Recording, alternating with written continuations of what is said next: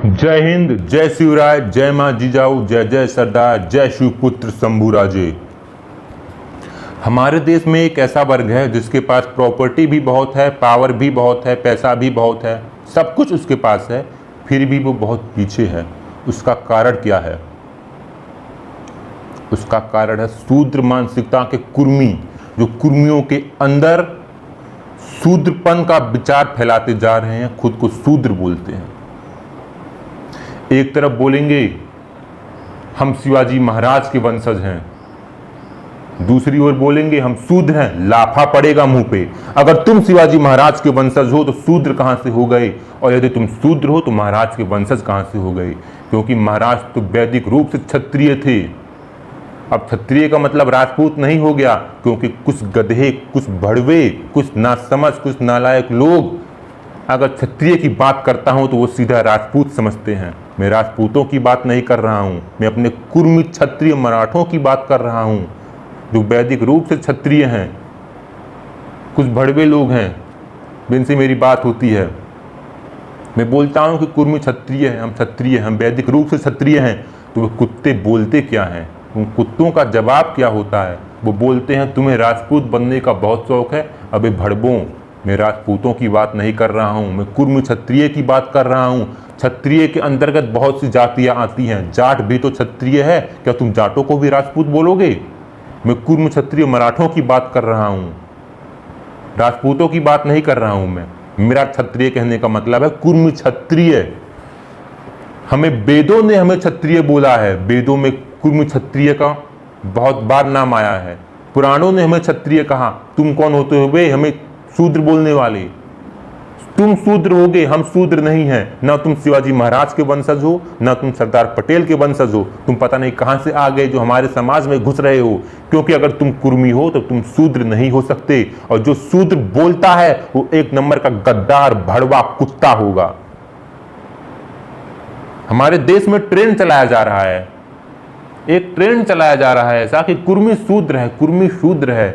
हमारा तो शोषण हुआ था। अबे कहां से शोषण हुआ था तुम्हारा?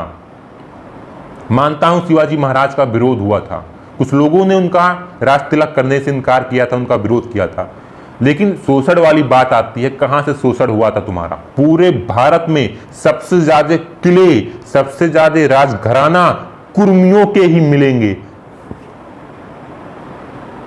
जिसके इतने किले हों, जिसके इतने राजघराना हों, जो राजा महाराजा के घर से रहा हो, वो शूद्र कैसे हो सकता है? जो राजा महाराजा राजघराने का रहा हो, उसका शोषण कोई कैसे कर सकता है? कभी सोचा है? या बस बन बैठे हो शूद्रवादी, अम्बेडकरवादी? मैं बाबा साहेब का अपमान नहीं कर रहा हूं, उनका मैं सम्मान करता हूं। मैं भी बोलता हूं जय भीम, जय संविधान, संविधान की रक्षा मैं भी करता हूं, लेकिन इसका मतलब ये नहीं शूद्र बन के। मैं कुर्मी क्षत्रिय हूं, हमारे अंदर, हमारे रगों में छत्रपति शिवाजी महाराज का खून दौड़ता है।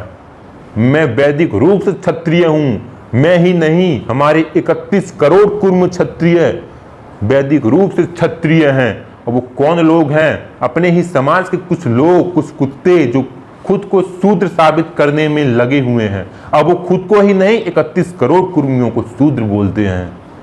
ऐसे कुत्तों को अपने समाज से बाहर निकालो। ये 31 करोड़ को शूद्र बोलते हैं, इनको समझाओ। 31 करोड़ में महाराष्ट्र भी आता है, गुजरात भी आता है। क्या महाराष्ट्र के मराठे शूद्र हैं? उन्होंने अपने आप को शूद्र बोला? जब उन्होंने शूद्र नहीं बोला तो तुम कौन होते हो कुत्तों उन्हें शूद्र बोलने वाले? क्या गुजरात के पाटीदार कुर्मियों ने अपने आप को शूद्र बोला?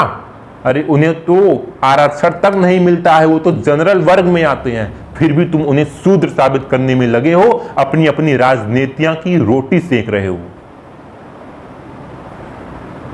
ये कुत्ते आ कहां से जाते हैं? इन्हें अपने समाज से बाहर निकालो।